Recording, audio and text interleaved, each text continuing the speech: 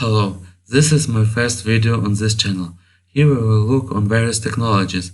Let's start with Node.js. I plan to create videos regarding Node.js through Node.js documentation. It has more possibilities than only usage of Express.js or Nest.js. So Node.js is JavaScript runtime built on Chrome's V8 JavaScript engine. V8 is Google open source high-performance JavaScript and WebAssembly engine written in C++. It is used in Chrome and in Node.js among others. It implements ECMAScript and WebAssembly and runs on various operating systems such as Windows 7, macOS and Linux systems.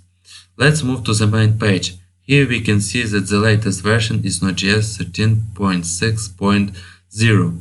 After downloading, you will get a MSIL file. Just press on it and installation process starts. It has the same setup as the common Windows program.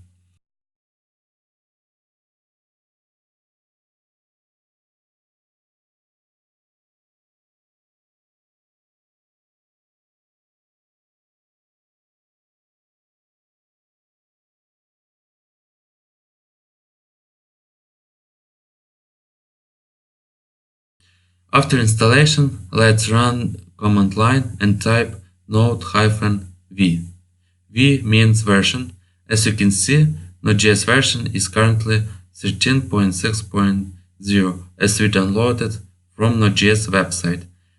By typing Node.js-h, there are a lot of command line options.